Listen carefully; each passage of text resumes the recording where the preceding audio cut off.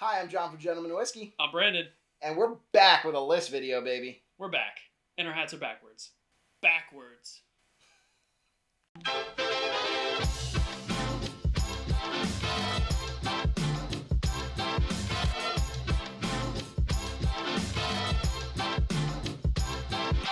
We are back. Life, schedules, sickness, Gout. all the things. Gout. Yeah, all the things Gout. in life, both of us. We are back. We're so excited to be back. It feels so good to be here. Mhm. It feels so good to drink some whiskey and create some content. We've gone a couple weeks without content. So Yep. we're back. We're back with a list. We've got a list of 5 whiskeys that we think you should be drinking. So these are whiskeys that typically are not coming up in the normal conversation in the groups that we run in. A lot of the whiskey tube channels that we follow and watch, we do watch whiskey tube channels. We love being on here. So we put together a list of 5 together. Yeah. We argued a little bit. We sorted it out. We always do. Yeah, we always do. Of 5 whiskeys that we think, if you want to take one step off the beaten path of legacy, of the regular, of the monotony of like what you typically have, these are all really good bets that you can bet a little bit of money on. Yeah, so you could almost subtitle this video 5 underrated whiskeys. Yes. So we tried to pick bottles that, we don't have people talking about. You can only say Early Times Bottle and Bond, Cooper's Craft 100. Yeah, you can always So say Wild many Turkey times. Rare Breed. You can always Right. say Bourbon Jack Bill's Daniels. favorite Wild Turkey Rare Breed. Jack Daniels Single Barrel Proof. Yep. Like, those are amazing bottles that we love. Jack But Bonded Jack Bonded was one that we argued over. we did argue. I argued hard for Jack Bonded. But compromise is important in a relationship. It's true. So. We do have a relationship. And it's about G&W winning. It's Yep. not about me winning. It's not about you winning. You're right. It's not about me winning. So here we are. No Yeah. Jack Bonded. Okay, Why so Jack Bonded? 5 whiskeys you should be drinking right now that are underrated. All right. Number 1, which is actually 2. And the reason for that is because we both love Mhm. Bardstown Origin Series. This is their brand new. This is Bardstown Distilled. This is 6 years old. Bardstown is known for blending. We all know this. They do the Fusion Series. What are the other Discovery. series called? Discovery. Yeah. I was going to say Origins. This is Origins. They do like The Prisoner. They do like weird finished not weird, but they do finished releases. I think they're weird, but they're really good at blending. They're Yeah. known for it. This is now their distillate that is Mhm. aged 6 years. This is their rye, high rye bourbon, Yep. and this is their wheated bourbon. yeah, so it's actually the High Rye is the same mash bill as MGP's High Rye, which is interesting because they were sourcing a lot of stuff from MGP in the beginning. So using the same mash bill, I think, smooths over that transition to their own distillate. Interesting. And then the wheated is 68 20 12, which I believe, don't quote me on this, is the same as Heaven Hills wheated, which they were sourcing as well for something. Oh, that's interesting. Yeah, I did not put those two things together until right this second. Huh. We both are fans of Yep. these. So I'm a fan of this one. Yep. John is really a fan of this one. Unfortunately, Brandon couldn't make it, but I went on Bourbon of the Week's live stream and we tasted these with the rye. Rye is also really good, if you were wondering. Dude, the rye is really good too. It seems to be less available, hence we don't have one. We just have these, but these seem to be pretty available, $40 and $45. I definitely think they fit into that whiskeys you should be drinking / underrated column. Absolutely. And if you haven't tried them, Yep. like they're 100% at the price worth trying if you can get them. Absolutely. All right, on to the next one. This is a legacy distillery, but it is one that I think falls under a lot of people's radar, in part because it's a screw top. Crazy. This is a $60 bottle. No, it's 40. We were going to talk about the 46 cask strength, but it's less available and it is technically a limited release. Yeah, for sure. I think it will be more available like this in the long term, but we're talking specifically about just the standard cask strength for right now. It is mind-blowing to me that this cask strength whiskey is a screw top. Mhm. It does blow my mind. Like, they could easily do a cork for these, right? So regular Maker's Mark, screw top, I get it. But this is cask strength. This is over $40. It's a great value, though. 110 proof. Like, all the batches are typically right around there. It's a very good wheated product. I'm a really big fan of this bottle. We did a 717 Bourbon Society where we did all Maker's Mark stuff, and there was like 5 different batches of this. and all of them were solid. That was a crazy night. Yeah. Yeah. And honestly, such a great, like, let's really take in Maker's Mark Yep. as a distillery, right? And Yep. But yeah, cask strengths, I've never had a bad one. And No. the value, $42, super available. 110 proof wheated whiskey, super good. Yeah, you should be able to find this in every state and in most liquor stores. Yeah. So, all right, next one. Yep. Next. All right, next we have, oh man, this is a good one. Yep. So it's Old Ezra 7, the Rye. So Old Ezra got bought by MGP, Ross and Squibb, whatever you want to call them now. And then this is a MGP 95.5 Rye that I believe has been charcoal mellowed. Yes, it has been charcoal mellowed. We bought this 6 months ago, something like that. And it was absolutely fantastic when we cracked it, and it's been the same ever since. We're starting to see, I think, batches roll around again. It can be difficult to find, but if you can find it on a shelf, and I don't think they fly off shelves, I think this fits solidly in the underrated column. I was gonna say underrated is probably the word for this one. I think this is an amazing bottle, dude. When we tried it, I was like, wow, that's super good. Now, it is MGP sourced. I didn't know that MGP bought Old Ezra. Yeah, that's very interesting. Yeah, they bought Luxrow. Is some of their other stuff gonna start to be more MGP like juice? I would imagine so. That's interesting. I don't know if they're transparent about it, but the word is that it's been Heaven Hill product from then till now, and I would assume that it's going to switch over to charcoal mellowed MGP product from here on out. Very interesting. Well, if this is an indication of what's to come, I'm very excited.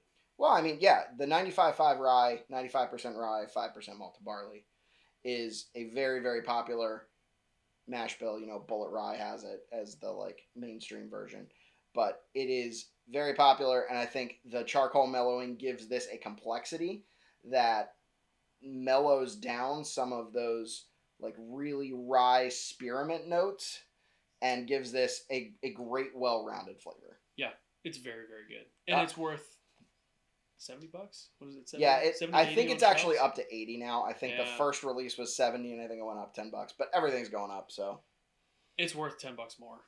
I really think it's a good bottle to bet on. Yep. I mean, this in the conversation is Angel's Envy Rye, and I would buy this over Angel's Envy Rye. Not only because it's 14 proof more, but I think it balances its sweetness better. Every day of the week. Yep. I'm picking this over Angel's Envy Rye. And I like Angel's Envy Rye a lot, but yeah. All right. Next we got You put the bottles on. Put the bottles on. It's fine. I want to put this one. Okay. For no reason. It was my turn. It's not my bottle. I'll let you You're go. right. It was your turn. Sorry. You can do the next one. So Nulu, this is the Amburana finished. I think Nulu's doing a lot of great stuff with finishes, obviously. And this one specifically, right? This Amburana finished is crazy. I bought this kind of on a whim. This is an our bourbon pick, but I've seen, Bourbon Enthusiast, a bunch of other stuff show up on Sealbox and Shared Pour. If you want to get one, they're decently available. It is like usually $25 to $30, which is expensive, but I think this checks all of the boxes that you would want to check for a $130 whiskey. I'll tell you what.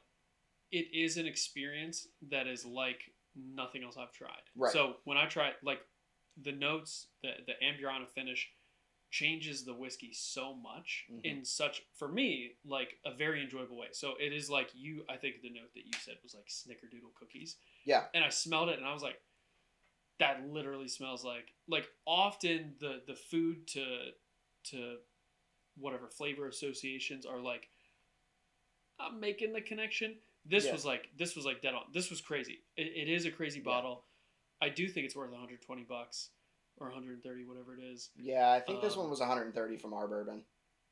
And I mean, Testament, you haven't had this very long, and it's pretty empty. Yeah, it's pretty empty. Our buddy Brett, who's been on the channel, his wife Lauren loves this stuff, so she's responsible for a portion of this, not all of it, obviously. But it's been one that I've definitely been going back to, and I'm savoring the last little bit for sure. It's great with cigars. I think a lot of Amburana stuff is a cigar batch. This is a great sipping whiskey that then holds up really well to a cigar. So that's awesome. I'm doing the next one. Yep. All right. So sorry. Wheel Horse. Let's talk about Wheel Horse. So it is Green River sourced. They are pretty transparent about that fact. It actually, I believe, says it on the label. The historic Owensboro Distilling Company in Owensboro, Kentucky, which is now actually owned by Bardstown, which is cool. We talk about Blue Note all the time. This will not be any exception. Blue Note is awesome. This is the same source as Blue Note, and it is absolutely fantastic. This one is a Bourbon Street Wine and Spirits. I believe I got it for $50. Yeah, they're really affordable. Yeah, and it's like 116 or something like that proof. 58.8, so 117.6. Not as quick as Bourbonville. You got that math, though. Yeah, I got it. It's not bad. I think I did it right. Yeah. So they're solidly in the underrated to like up and coming. You know, like Blue Note has now a Whiskey Advocate number 7 under its belt, and this is the same sourcing, and I think they're just as good. Yeah, I agree with you. And I think up and coming is a good way to put that. Like, for this, I hope we see more Wheel Horse. I hope the availability, I hope the distribution expands for sure. Like, I would love to see this available in PA. It is available in PA. I got the toasted on special order. It is not available all the time. Yeah, it is online. I get that. $40 for the regular offering, which is 101 proof, which is, look, that's a solid proof point. Yeah, absolutely. The toasted, I think, was 45. So those are good bottle prices for sure. Right. I think when I think about availability, I'm thinking like I can walk into a liquor store and like on a semi-regular basis find it on like grab it off a shelf, right? Which a number of these are not on that. Like the Old Ezra number 7 rye is not there yet, right? Either. Yeah. So to be fair, I'm just saying that's what I would hope for. Technically, yes, you can get it online sometimes in PA. Yeah. I think more what we were trying to go for from this was not the like there are text alerts when this goes to your local store. Like it actually sits on your shelf. It's not like, oh my word, this store got Buffalo Trace and 30 people are rushing there to try and get one. Like it's not like you might mention in passing, hey, this store has, you know, Old Ezra Rye. Wheel Horse I think is very available. They're not available in every state yet, but I think, you know, I've seen them in Jersey. Pretty sure they're in Ohio.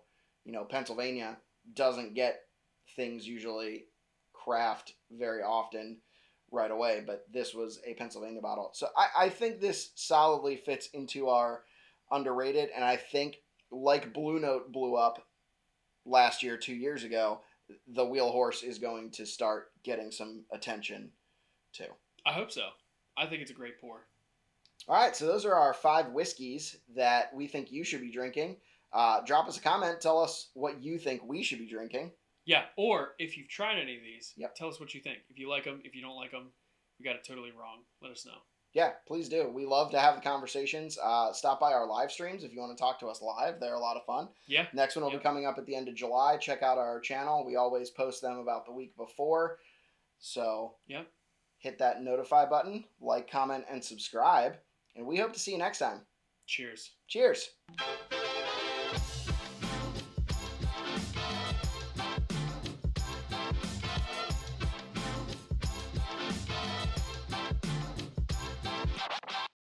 Hi, I'm John from Gentlemen of Whiskey. I'm Brandon. And we're back, baby. It's been a long time, but we're back with a list video. Both our hats are backwards. Backwards. Backwards. Backwards. Backwards.